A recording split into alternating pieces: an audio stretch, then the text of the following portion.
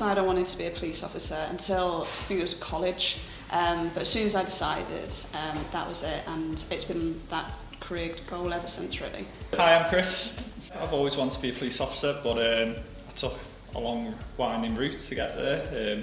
Did a lot of work across the world, developing myself. I just thought I've always had a passion to help people, had the compassion for people, and just thought I need to develop those skills, and hopefully I can make a positive impact in my community of Merseyside, which I love to pieces. I'm developing with the PCDA programme and the degree programme I've seen that Merseyside are offering, and I wanted to be involved in that and wanted to develop that myself personally with the degree, as well as becoming a police officer, and the two aligned was a perfect opportunity, and I haven't regretted it since in 3 years of me being here. So.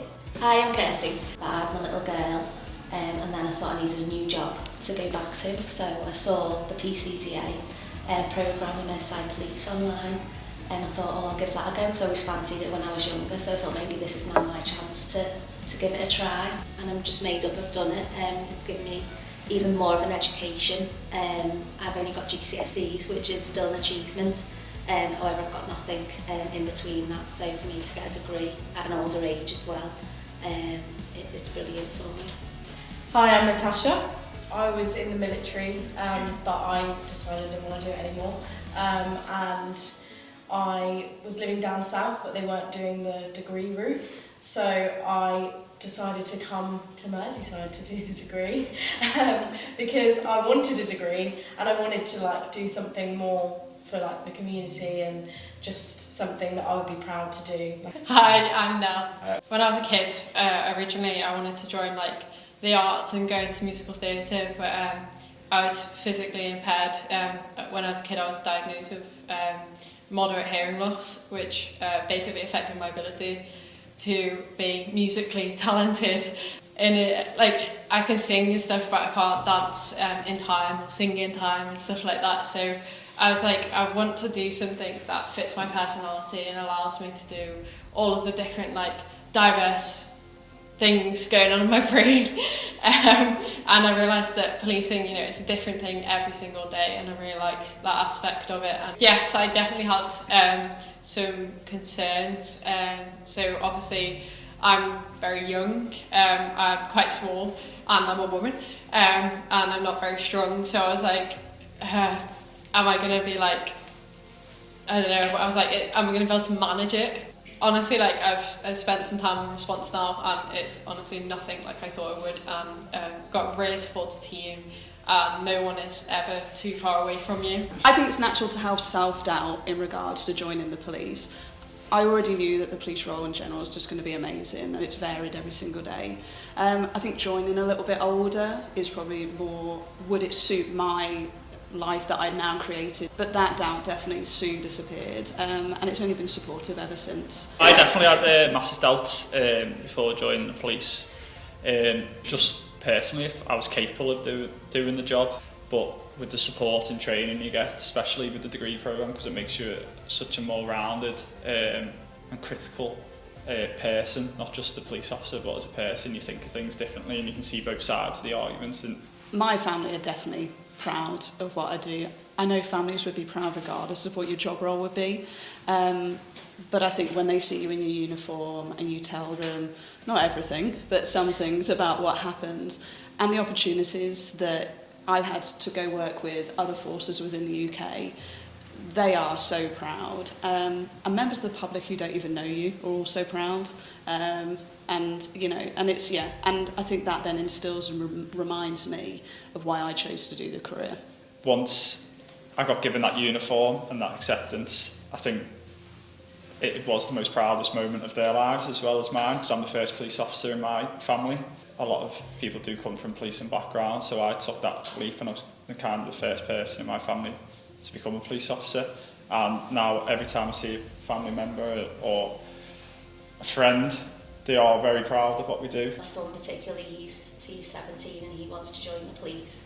He always has since he was younger, and he always tells me that I've stolen his thunder. So, but he's currently trying to apply at the moment, so that's good. So my dad had an interview the other day, and he rang me after and he said he had a question that was, what was your proudest moment? And the nicest thing my dad has ever said to me, he said that he told the interviewer was when he came to watch me get attested into the police. It was like, I was going to cry. It was like the nicest thing he'd ever said. So yeah, my family are really proud of me joining the police. My family are definitely really, really proud of me. I'm the youngest of 9. Yeah, wow. I've got 7 brothers and a sister. Competition. Yeah, I know. And yeah, like my brothers are all really, and my sister, they're all really, really proud of me. And obviously they're all a lot older than me. But I think it's almost like bridged that gap, I think, because they're like almost jealous of me, I'd say, to be honest with you. And they're all like, oh, I wish I was doing your job. Like, but yeah, like it's always something to talk about, and they always ask me how I'm doing, and they're really interested in it, and definitely very, very proud. So it's really nice to have that support. And yeah. Can I just say, I would not have wanted to do your vetting form. I definitely did not get high grades in school. I think a lot of it was down to maybe family situation, moving house, and that happens with so many people. And I think the focus switches maybe from education to maybe just trying to feel a bit better or going into work.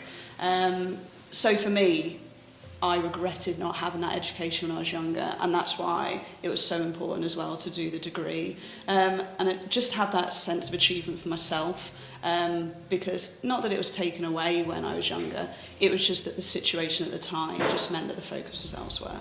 In school I did okay, wasn't too bad with my GCSEs, that's as far as I went with my education. I got up to my GCSEs. However, as I've got older, I have sort of wished I'd done a bit more with my education. And when I saw this PCDA programme come out, I thought this was a really good opportunity for me to have a job as well as doing a degree at the same time and getting a further education. Wherever the mediocre line was in my education, I was always on the line. So I never excelled, I never did too bad, but I never pushed myself too far. And then I did okay with the GCSEs, but I actually failed maths multiple times. It became a running joke in my school that I was sat in upper 6, nearly 18 years of age, with people in year 9 doing the same level maths degree as maths GCSE as me. I managed to pass, but it took a lot of work. Yeah, I think it's important to have definitely a drive with your education. Do you think you need a drive, and how did you do in your education? I actually didn't do great in GCSE. Like I didn't do awful, I got B's and C's. I think I grew up thinking I was quite stupid really, but actually coming to do the degree, I'm not that stupid really, as stupid as I thought. Anyway, I'm not a genius, but I'm not as stupid as I thought. But I think it's important to have a level of education, or like you said about pushing yourself and having a drive. Before I started this job, I didn't even consider a master's, and now I've just started the degree. I'm thinking maybe I might consider that in the future. So I agree with that. When we first started, they said, look, if you didn't say in your vetting, I've got dyslexia, it doesn't matter, tell us you've got dyslexia, we can provide support, and they do with the uni. And like I said, with disabilities and dyslexia and things like that, the first thing they did when we started uni was say, get that assessment done. Yeah, I think there is a real big drive as well under our Chief Constable, Serena Kennedy. That's through the way we can express our own opinions to improve ideas throughout the force. If we've got an idea that is new and innovative, they want to hear that. We are the face of the community, and we need to embed ourselves with the community, and our community is so diverse in Merseyside. Definitely Merseyside is, in my experience, is one of the most inclusive organisations I've ever worked with. Yeah, I think it's really, they want you to be proud of who you are. So I think that's a really good point. Like for me, obviously with my disability when I was younger, I've had surgery since with my hearing, so it's a lot better. But I still struggle, especially with like the radio transmissions. So there's like things in place where I can people understand why it's so loud, or I can wear my earpiece, or I can ask the control room to repeat what they say, or I can ask someone else what's just been said.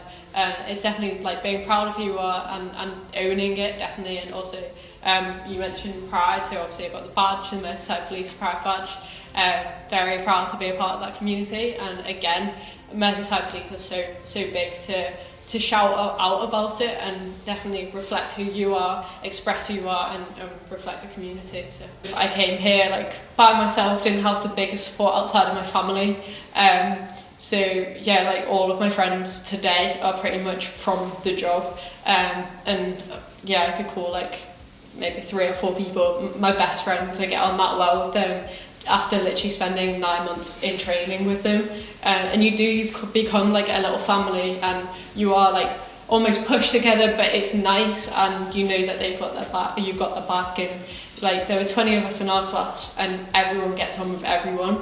And then obviously there were like 60 of us in our intake, and I've spoken to every single person, and I could have a good conversation with them and call every one of them my friend. I've definitely created the strongest friendship bonds because you're living in that world of policing. Yeah, I have to agree. Obviously I moved 200 miles, so I knew nobody in this city, like literally no one. People will probably call me mad because I literally didn't know a single person in Liverpool. I didn't know anyone in Cheshire apart from my sister. So I'm also like long distance with my partner as well, so it gets lonely sometimes. Like I live in a flat, I have a cat, so I mean that's always good. But my class, I literally couldn't have got luckier with my class. The thing I was most nervous for, I think, was the people and like getting on with people and would they like me. But I literally loved my class. I think if anyone's on the fence when it comes to joining, they've already had that thought of what would it be like if I was a police officer.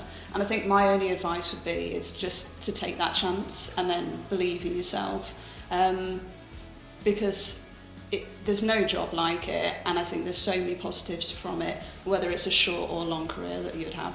If you're on the fence, you don't know what it's going to be like, or if it's for you, I think like there's so many different types of policing, there's so many different opportunities that you will find something that you absolutely love. Like I could probably guarantee that anyone could find something that they love in the job. Well, you have to take that leap of faith. I think life is short and the career is short, but life's there to be challenged, and there's no better job to challenge yourself professionally, personally. You grow skills, you grow confidence, you create friends for life. Take that leap of faith, jump at it, go with it with all your energy, and you will not regret the decision that you make.